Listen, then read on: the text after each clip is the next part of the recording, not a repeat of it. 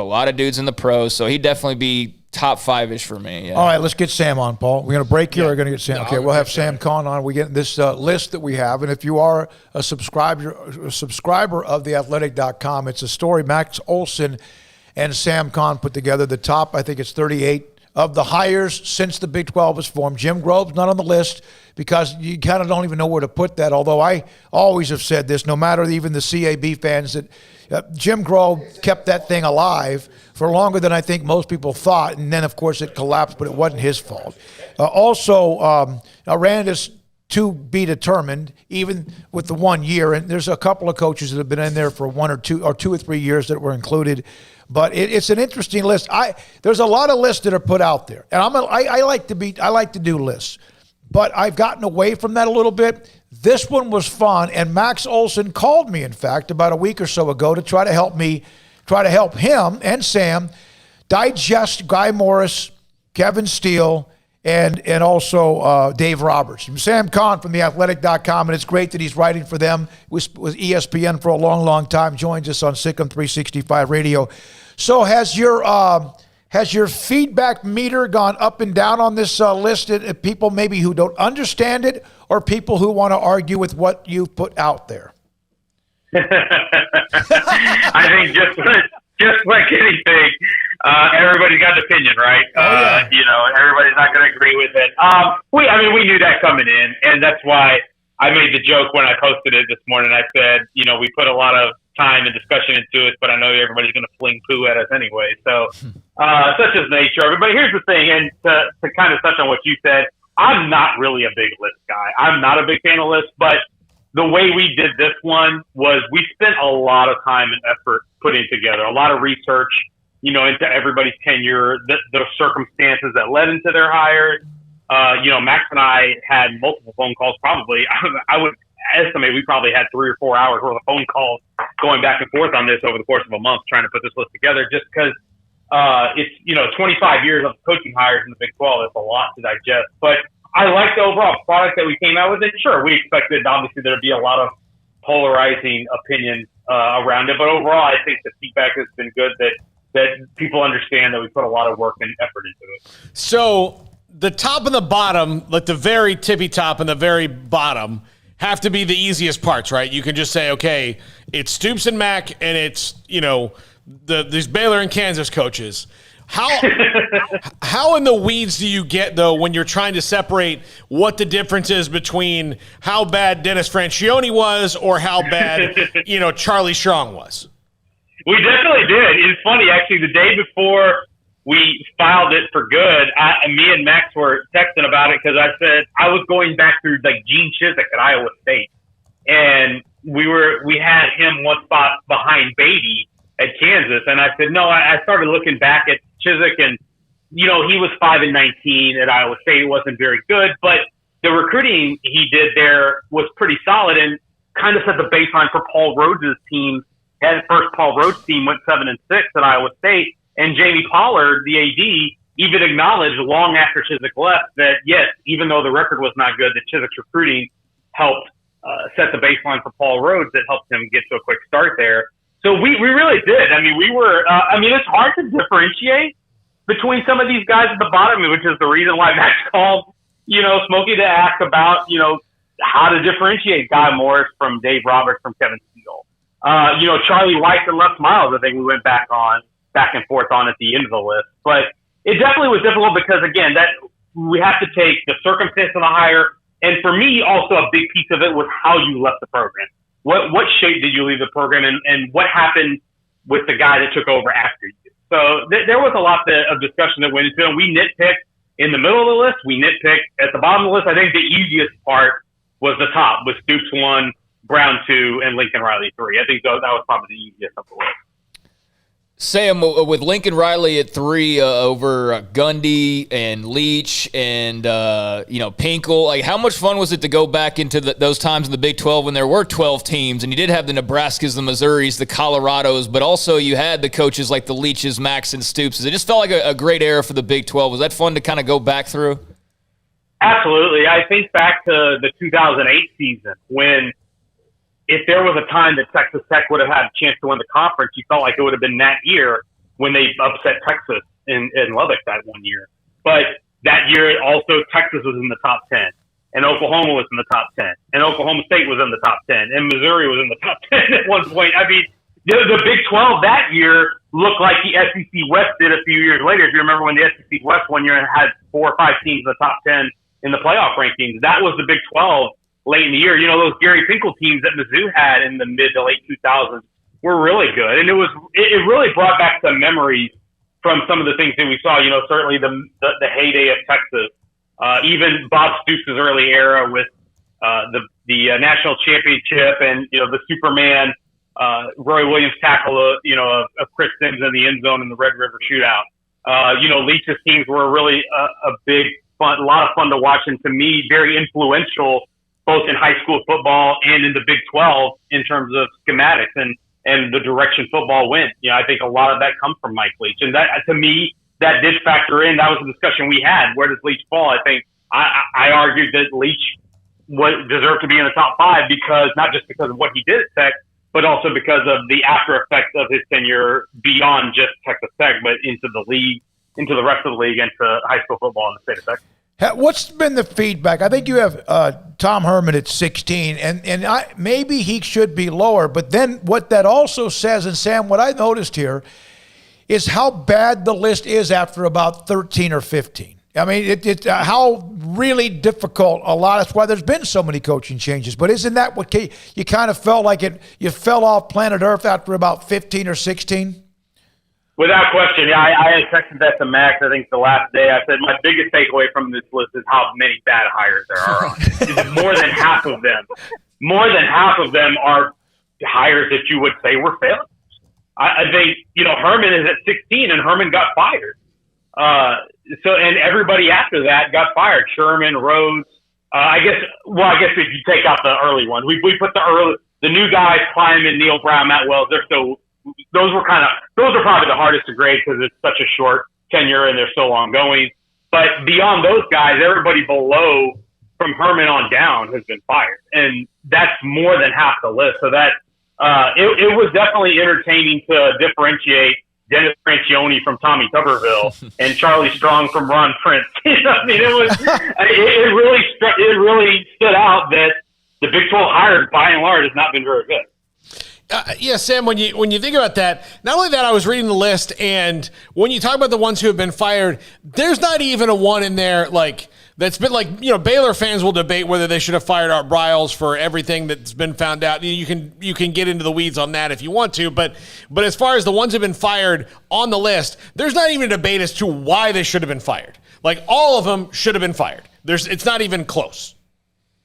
Yeah, I think that's one of those things where when you get to a certain point in your program, you can make the argument one way or another. I think that goes for NFL. I think that goes for college football.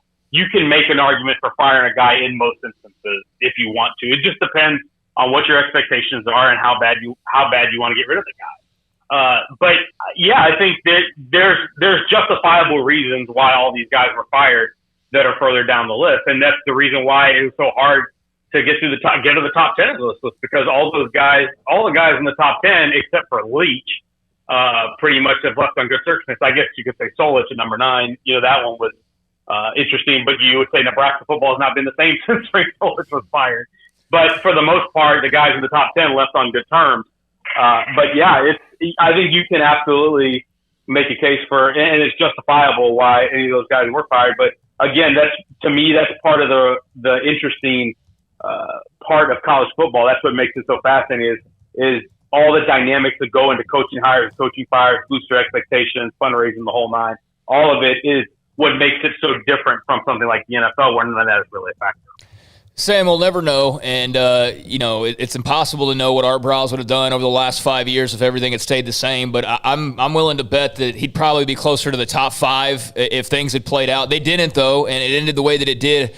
What was the conversation like about where to put him because of all the success, but also because of what you mentioned, the way that it ended? Kind of how did you guys figure out how to do that?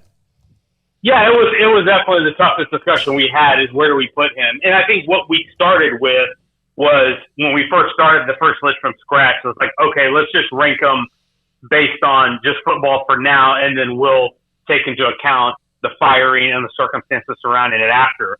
And so he was in the top 10 in the initial ranking, and then we moved him down based on the circumstances. And again, part of that goes into what is the shape that the program was in when you left it. And obviously with Briles, it was in very poor shape because of the circumstances of the firing. So that's what ended up making him move down the list. But yeah, it was definitely the most sensitive and the most difficult conversation we had to have is, are we putting him in the right spot? Is our language correct around it?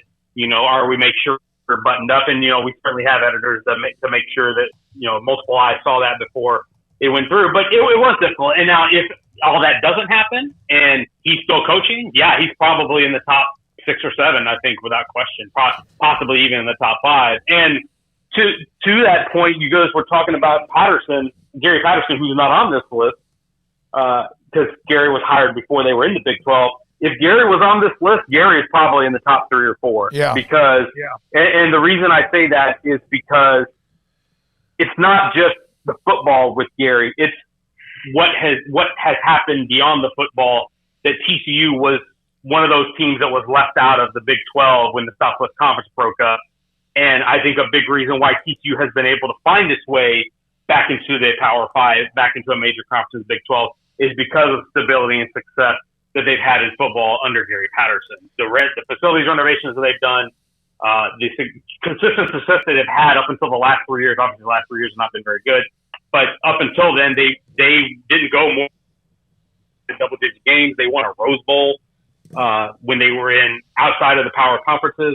I think his resume was really impressive, so I think he'd be in the top 3 or 4 as well if he was on. Kevin Steele has been a great coordinator. Now, I say great. He's been an incredibly successful coordinator, recruiting guy everywhere he's pretty much been. But to go to show you he's not last on the list, Baylor fans will argue, but then you realize what Les Miles did at Kansas or didn't do, and then how he was exited, and then the Charlie Weiss disaster. But, Paul, you're the one that said, you're right, if you just took the top 10 worst and just added Baylor and Kansas, I mean, there's maybe one or two that interrupt. That's the lion's share of the history of the conference. And Guy Morris at 30, maybe even with his record, because he's the one that kind of, as Paul mentioned earlier, gave Baylor a reason to understand you have to spend some money with the indoor facility, and eventually it was time for him to go. But, yeah, it just goes to show you, you look at Kansas and Baylor before Briles, a disaster after Taft. And, man, I enjoyed this. I really did, Sam. I've started reading. It's amazing how polarizing this can be as a topic. It is fantastic. And like somebody said, how about Cliff Kingsbury? He's got to be up there. Well, you look at Cliff Kingsbury, he had an under 500 record too. Although he had, and with Mahomes, he had Patrick Mahomes and couldn't win. Yeah.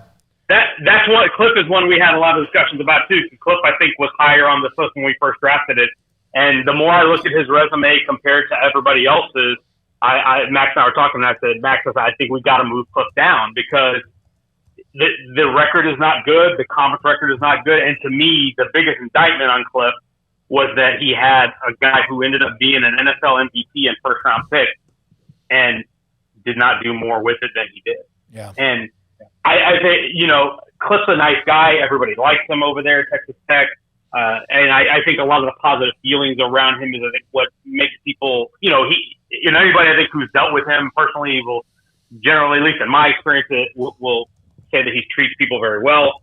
And that wins you a lot. That wins you extra time and stuff like that. But ultimately, it's about winning and losing ball games. And he didn't do a good job of that. And I think a lot of it, too, with Cliff was 33 when he took the job. That's a hard thing to do. And he had only been a full-time assistant for 3 years. He had been a coordinator at Houston for 2 years. And he had been Johnny Manziel's offensive coordinator at Texas A&M for 1. That was it. Before that, he had spent a couple of years on the support staff at Houston, but he did not have very much experience when he took the job. And I think a lot of what hurt Cliff at Texas Tech was that those first 2 or 3 years were him learning how to do the job. And I think that lost him some time, that if he had maybe had a few more years of a coaching experience as an assistant at the Power 5 level, perhaps he would have been better prepared and maybe he would have had a better record and things would have been a little bit different for him. Yeah, how dumb are they going to feel if he wins a Super Bowl one day? That's the thing, man. I mean, the guy can coach offensive football. I mean, you look at the offenses, where they rank, the points they scored. The guy is a great offensive coach, a great offensive play caller, a great evaluator of quarterback. But they did not play defense there. They did not recruit well defensively. And Texas Tech being all the way on Lubbock, just geographically, it's just difficult to recruit because of how far it is away from everything. And guess what? When you're in the NFL, you don't have to worry about that. Because you don't have to recruit. You sign free agents, you can pay them money, and that's the end of it. And they've got Kyler Murray, who I know he would have loved to have it with him at Texas Tech. And now they're pairing it up at Arizona. I'm fascinated to see how it goes because I think they're a lot of fun to watch. All right, so here's my question to wrap it up. Max Olson left Earth. You guys promoted this story. You released the story, and Max leaves. He's nowhere to be found. And he said, oh, by the way, Sam's available. That's funny.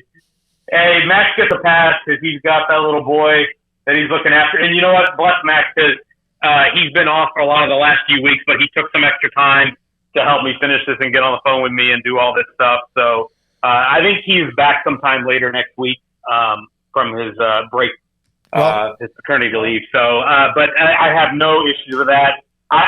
Trust me, I was without a job for a couple of months there, so I have plenty of time and energy to engage with the masses about this. So, and I haven't been having two boys myself. I have been where Max is right now, and I certainly understand.